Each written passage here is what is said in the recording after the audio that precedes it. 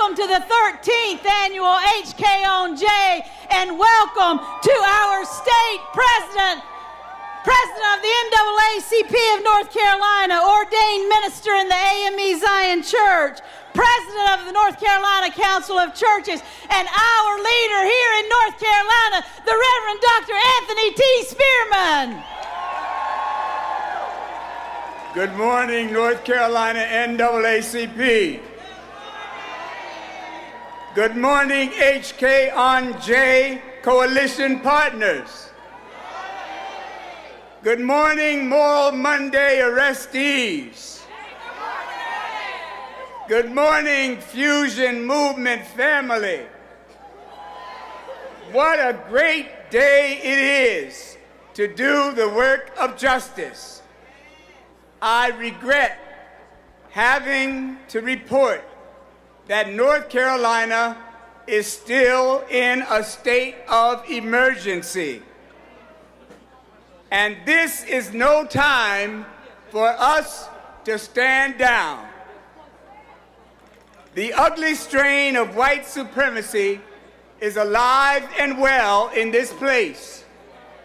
Some of the same insanity, some of the same inhumanity that first brought us here 13 years ago is responsible for us being here today. 16 West Jones Street is as full of hate as 1600 Pennsylvania Avenue. But aren't you glad, I repeat, aren't you glad that back in 2006, the drumbeat of justice reverberated in the ears of 14 people who met at the Greenleaf Church in Goldsboro, resulting in 16 premier organizations signing on to the call of a revolutionary movement, which we've come to know as HKonJ.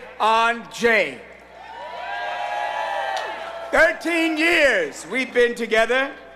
Those of us in the human race, white, black, brown, and other shades of grace, have come to understand that we have a tremendous moral power when we fuse our spirits and fuse our votes behind an anti-racism, anti-war, and anti-poverty agenda.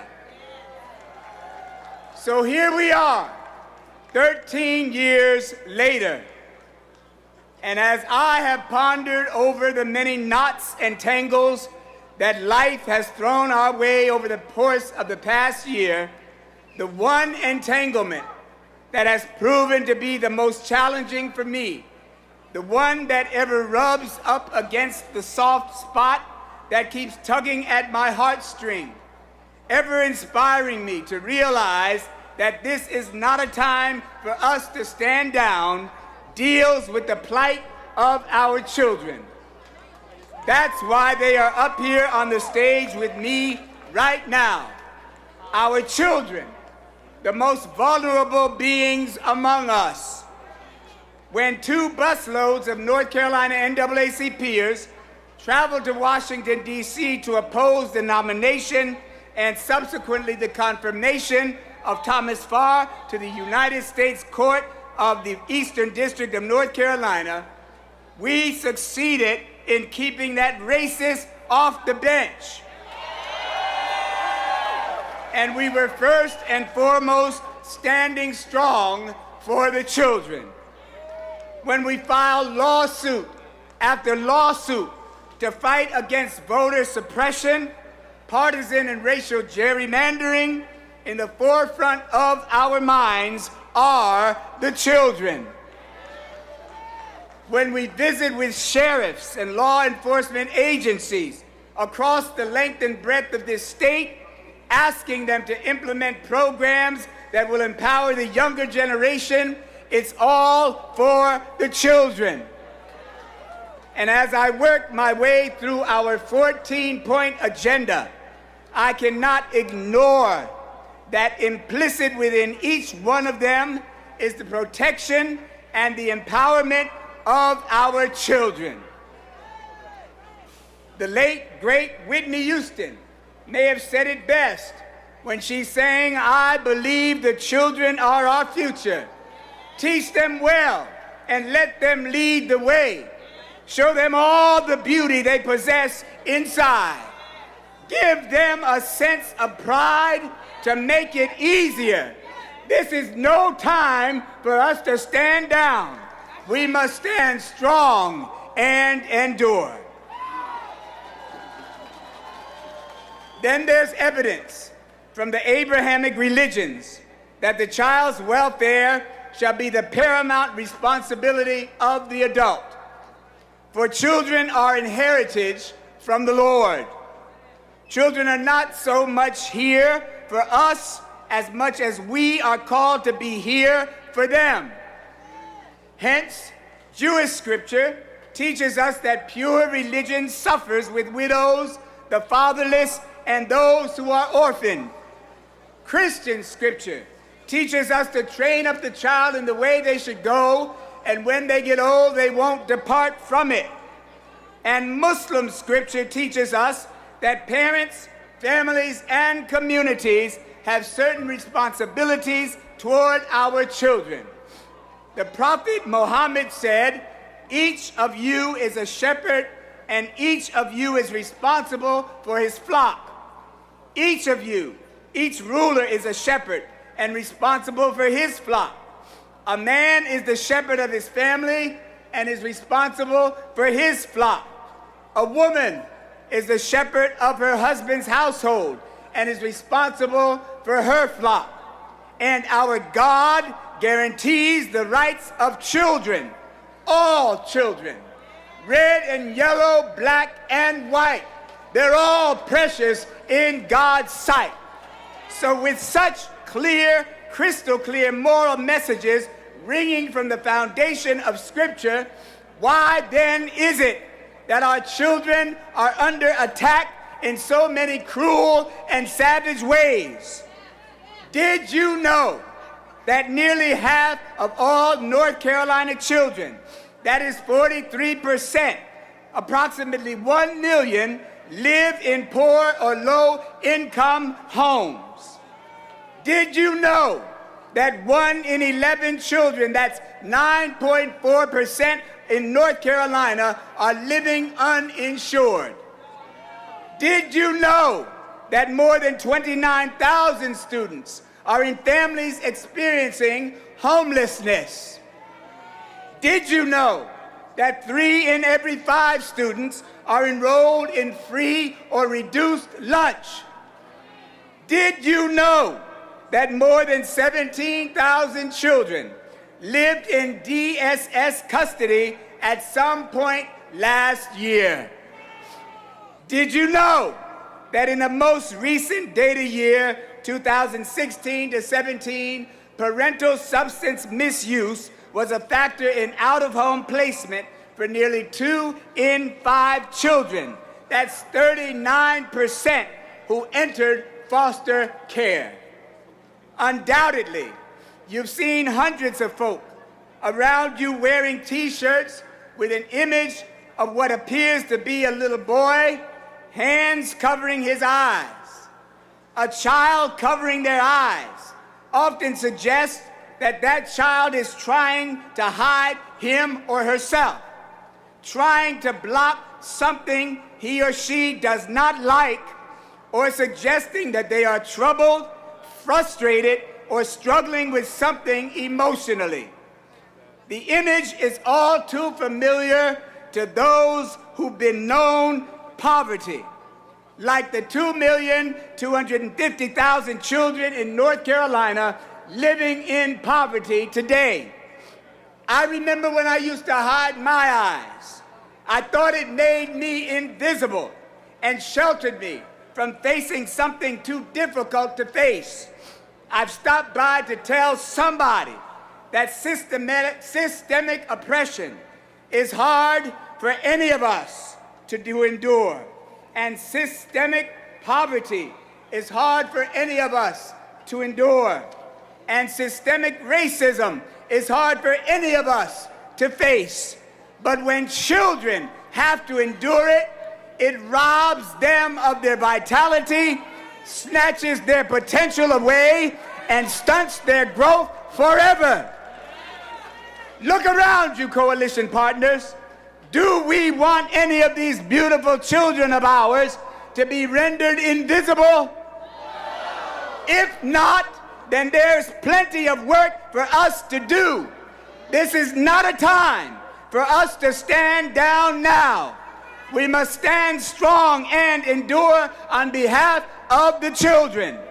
And we have the framework to do it, a framework that has been tested over the past 13 years and still going strong today.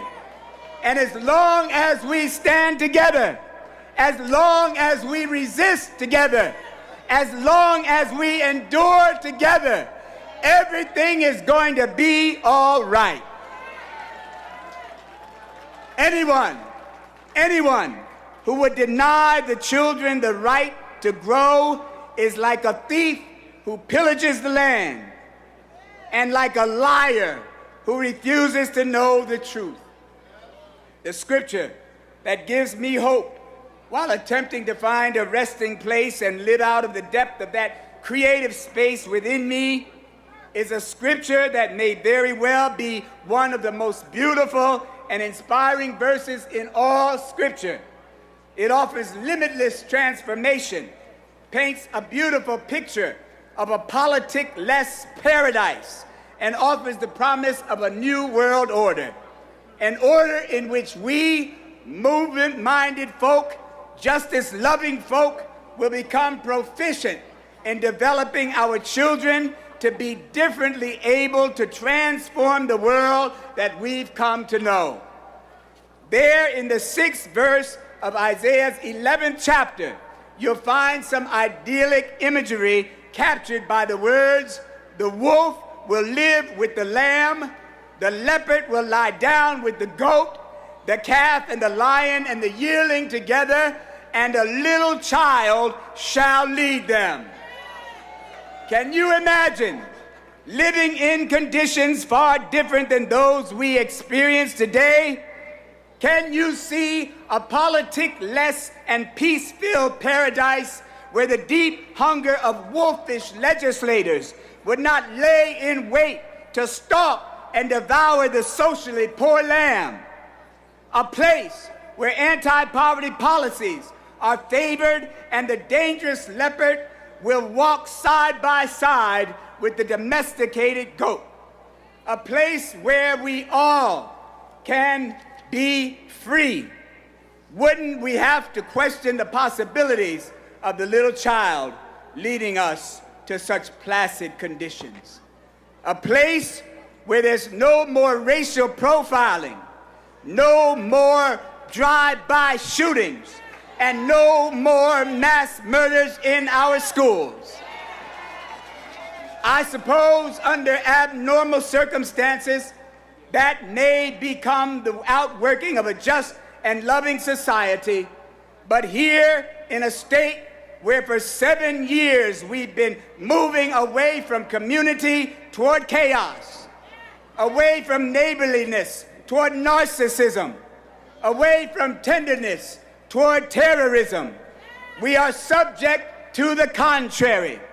How will the little children ever be able to lead us when they're subject to eating only one free meal and reduced meal a day, subject to being snatched from the arms of their parents and forced to live in cages, subject to unnatural early deaths by intentional gun violence and intentional poverty and environmental toxicity? Our children are being accounted as sheep to the slaughter. If there is nothing else that will ignite your indignation, if there's nothing else that will fuel your fury, and if there is nothing else that will outwork your outrage, for God's sake, we've got to stand strong for our children. You will be hearing from experts and impacted individuals who will tell you better than I can why this is no time for us to stand down. This is no time to stand down. We must stand strong and endure until all children get high quality, constitutional, well-funded, diverse educations. This is no time to stand down. We must stand strong and endure until livable wages are realized and there's support for low-income families. This is no time to stand down. We must stand strong and endure until there is health care for all. Health care for all. This is no time to stand down. We must stand strong and endure until we lift every HBCU. This is no time to stand down. We must stand strong and endure until there is equal protection for every one of us, until we live to see the day when we won't be able to differentiate the rich from the poor, the gay from the straight, the black from the white, a day when women will no longer be sexualized, the elderly will no longer be marginalized, the transgender won't be traumatized, and the children will not be victimized. I don't know about you HKonJers, but I decided long ago never to walk in any man's shadows. If I fail, if I succeed, at least I'll live as I believe. No matter what they take from me, they can't take away my dignity. Because the greatest love of all is happening to me. I found the greatest love of all right inside of me. And I won't stand down. I can't stand down. I have to take a stand and stand strong and endure on behalf of these, our children.